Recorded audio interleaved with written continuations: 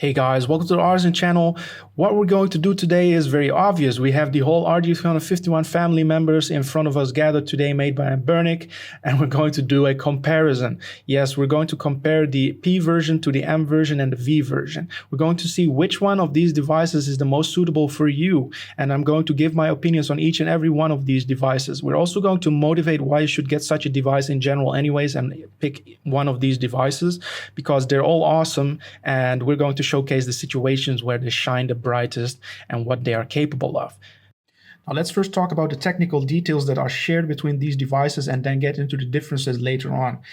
We have an RG35126 Cortex-A35 quad-core CPU clocked at 1.3 GHz till 1.5 GHz. The 200 MHz really does not make a difference, so if you boost it up to 1.5 GHz, it doesn't really give you any gains, so don't really care about that.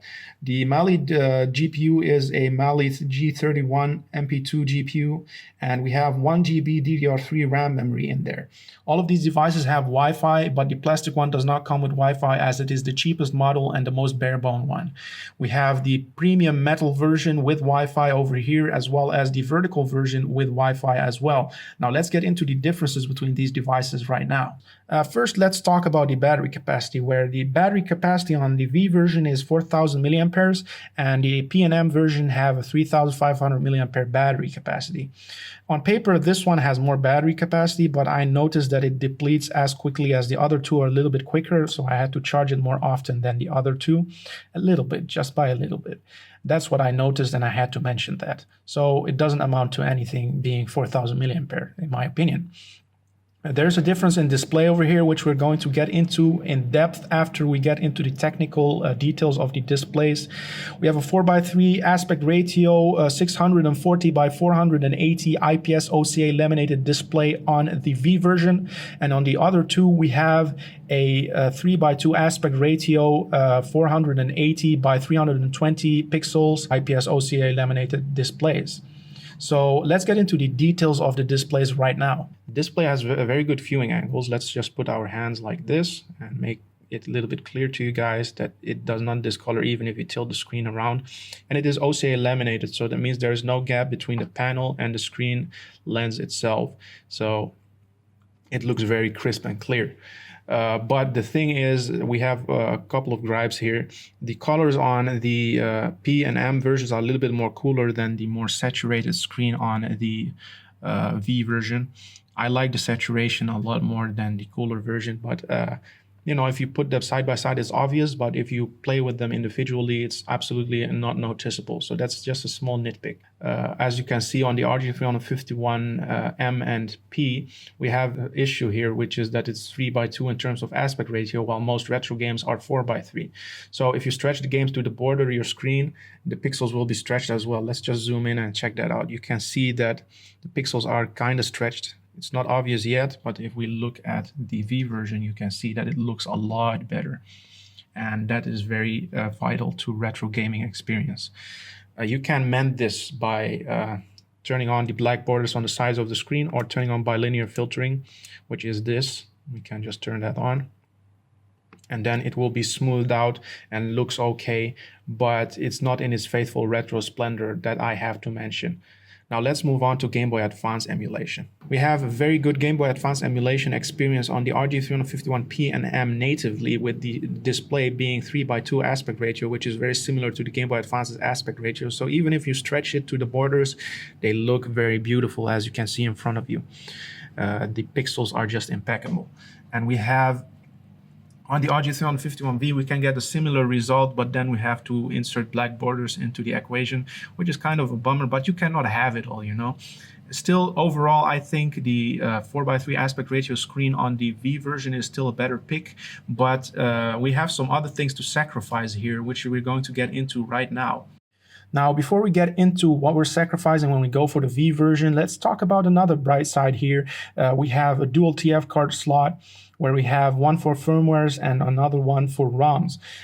So the firmwares are hot swappable without worrying about transferring your ROMs from one SD card to another SD card when you change your firmware. So you can just keep your ROMs, save games, save states, and ports and stuff like that on this SD card. And if you want to change your firmware, just swap this SD card and you can still use the same setup for your ROMs and save states and stuff like that on the other SD card, which is an ease of use factor and a point for the V version. But that's where the fun ends for the V version, because I have to be harsh on it, even though I'm kind of biased in the direction of vertical handhelds, and this is my daily driver. I have to be harsh on it. It does not have a second analog stick.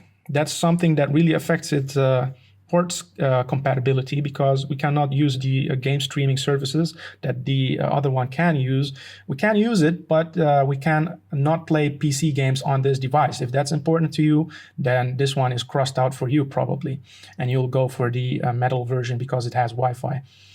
And the thing is as well that it is important to note that Half-Life and Quake 3 and other FPS games use a full control layout. You have to have a second analog stick on there and a full control scheme to be able to play those games without having to worry about winging it in a weird situation and put yourself in awkward control schemes. What we're also sacrificing here is in the audio department. We have a mono speaker on the V version, while we have a stereo speaker set up on the P and M version. So stereo audio for the P and M version. But that really doesn't bother me that much, because this one is front facing and it is more crisp and clear, but it is not stereo. That's something you have to keep in mind.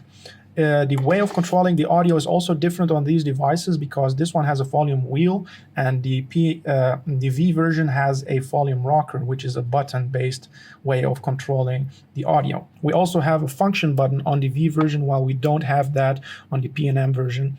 So we can control the brightness in-game using the function button and up and down like this.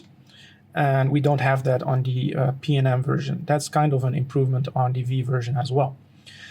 Thing that I have to mention, these devices all have USB Type-C ports, two of them. One of them is for charging and OTG, while the other one is for OTG to connect your peripherals and Wi-Fi dongles, Bluetooth dongles, or keyboards and game pads. We also have a 3.5mm audio jack. I have to mention that it charges in about 2 hours and it depletes in about 4 to 6 hours, and I play a lot of 3D games like Nintendo 64. That's something that I had to mention. Now, let's move on and talk about how the devices feel and the build quality of these devices, and also how comfortable they are in my hands. Now, let's do a little bit of a build quality comparison between the RG351M and the RG351P. Now, of course, you're paying a premium price for the metal version of the handheld. It is made out of brushed aluminum, built beautifully into a handheld with smooth edges and beautiful craftsmanship. It is something above and beyond you would expect on a Chinese handheld. On the other hand, the P version, while still made out of good quality plastic, it pales in comparison to the M version. They're really worlds apart because you're paying a lot less for this one. This doesn't mean the build quality is bad on the P version at all. The buttons are well seated into the body of the device and they don't rattle around as much as some of the handhelds we have tested in the past. They're very well seated into the body. On the metal version, they're even more solid than the P version, and that's a good thing because it makes the gaming experience more premium.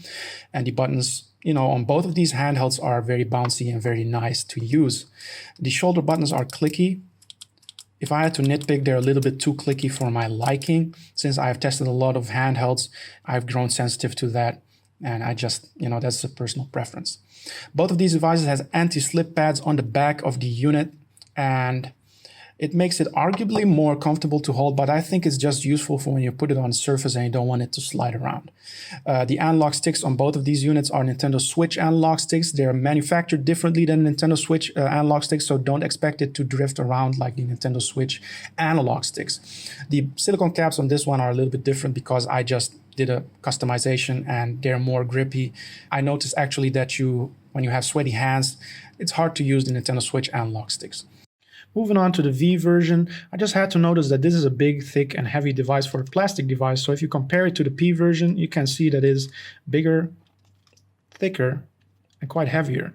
So the P already was heavier and bigger than the RGB10 and less pocket friendly, but this one is even less pocket friendly because it rubs up against the insides of your jeans with the analog stick, and that is kind of worrying. So I do recommend that you use a carrying case, which is linked in the description down below, with the right dimensions for each of these devices, so you can put it into your bag or something, which is better in my opinion. In terms of build quality, this device is really the pinnacle of build quality for a plastic device. It is very well built, and compared to the RGB20, for example, that would be a 5 out of 10, but this here is a 7.5 out of 10. The P version is a 7 out of 10, and the M version is a 9.5 out of 10. So it is not as good as a metal version, but it is definitely as good as it gets when it comes to plastic devices.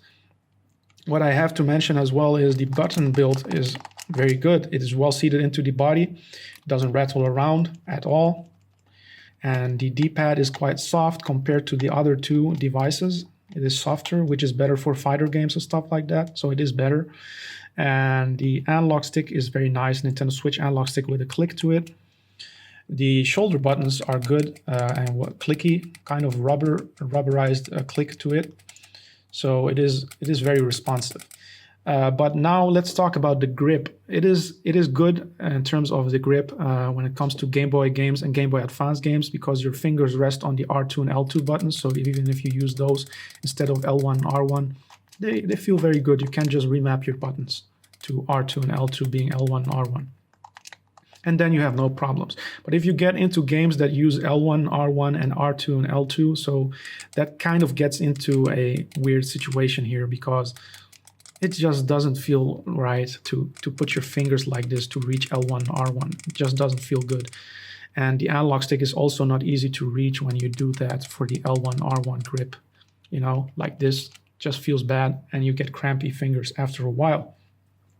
So that is what I had to say about the grip and the build quality of the RG351 family.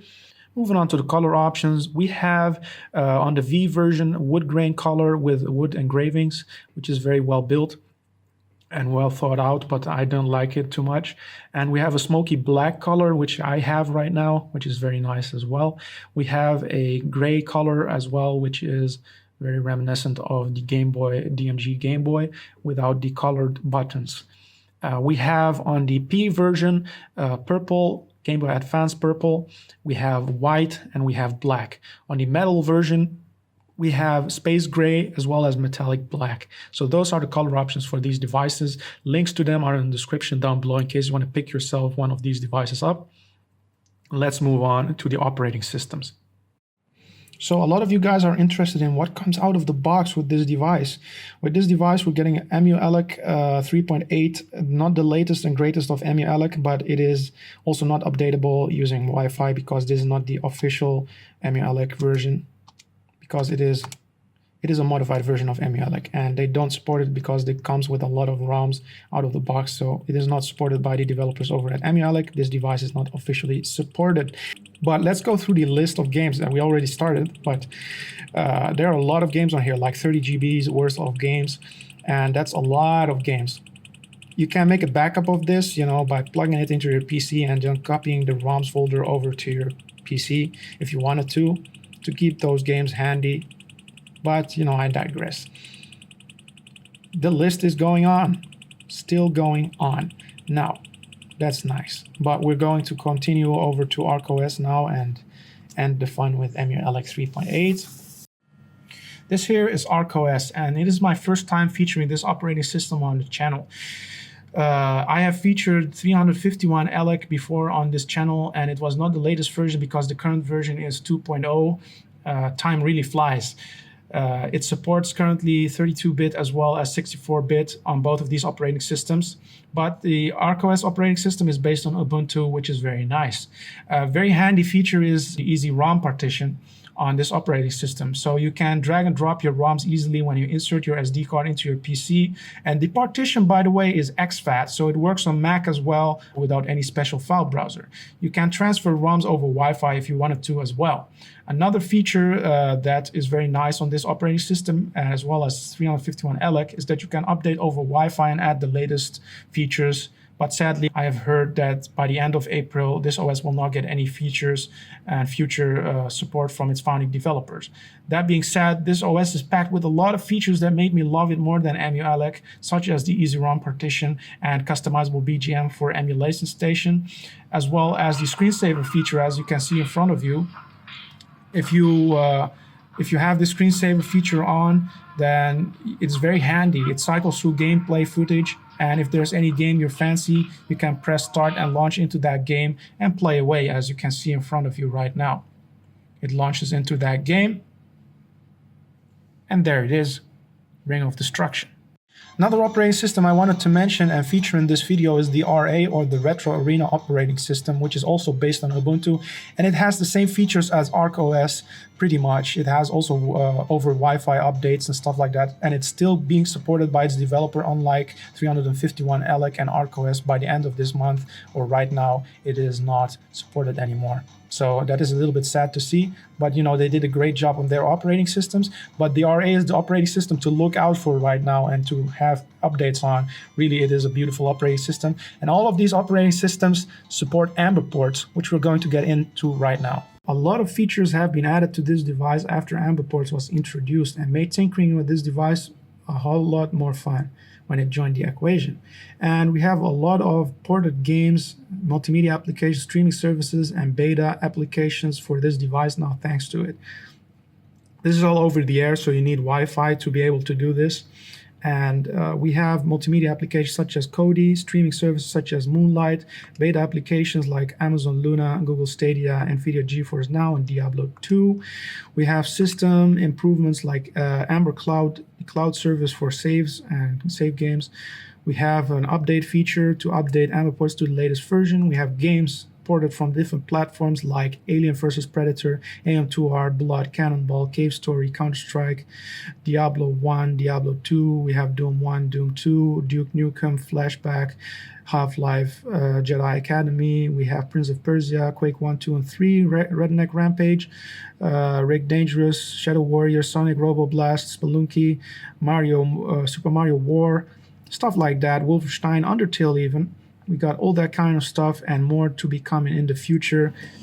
I tried running Moonlight on this device, and I noticed that it runs quite well. You know, for a 2.4 gigahertz Wi-Fi chip, it still does a good job because of the low resolution, I suppose. But there's no input lag like Android and Android devices.